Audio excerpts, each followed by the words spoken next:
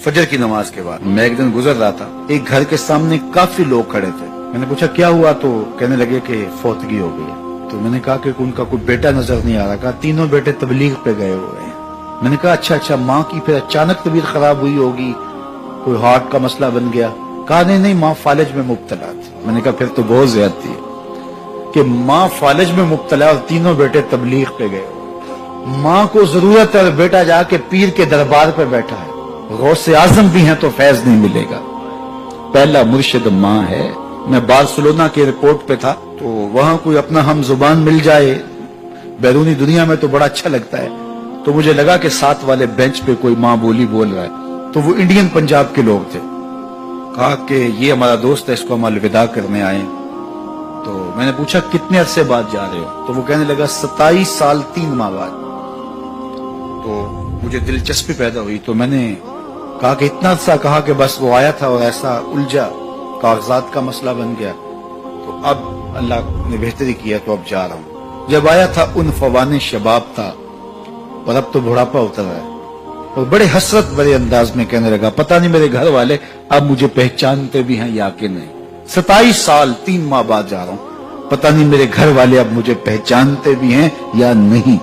मैंने कहा और कोई पहचाने या ना पहचाने, माँ कदमों की आहट से पहचान लेगी। ये मेरे पुत्र के पैरों की आवाज लगती है। तो वालिदैन की खिदमत करेंगे तो सरखुरू होंगे, माँ बाप की बेअदबी करेंगे तो कभी भी आप सरखुरू नहीं होंगे।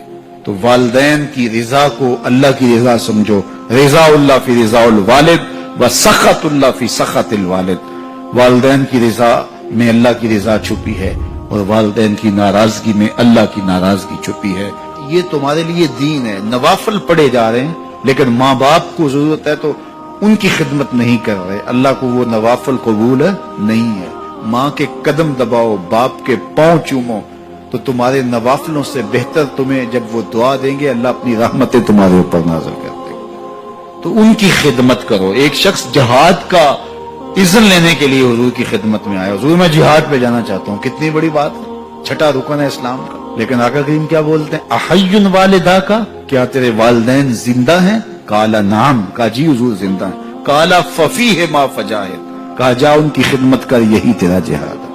तो खुश नसीब वो हैं जो अपने माँ बाप की इज्जत करते हैं, उनके सामने अपने बाजू सुकेड़ के रखते हैं, उनके मामलात में, तर्ज जिंदगी में, उनके अंदाजे मुआशरत में खुश रहते हैं और उन्हें राहत, आसानी और उनके लिए मोहब्बतें बिछाते हैं। तो अल्लाह ताला उनके लिए आसानियां पैदा करता है, रहमतें पैदा करता है। और अगर वालिदैन फौत हो गए हैं, इंतकाल कर गए हैं, तो आप कहें कि ये बातें हमने पहले सुनी होती तो बड़ा फायदा होता। अब तो वालिदैन इस दुनिया से जा चुके हैं, तो अब हम उनकी खिदमत कैसे कर सकते हैं? उनके लिए दुआ करें, उनकी रूह भी आपसे राजी हो जाए। उनके लिए जुम्मतुल मुबारक के दिन सूरा यासीन पढ़े जाके उनकी कब्र पे, तो उनकी भी मग़फ़िरत हो जाएगी, आपकी भी मग़फ़िरत हो जाएगी। ये वालिदैन के साथ उसने सलूक का नतीजा है। वालिदैन की रिजा जोई हमेशा मलहूज रखो। जो खुश नसीब अपने वालिदैन को राजी रखे हुए हैं उन्हें मुबारक देता हूं।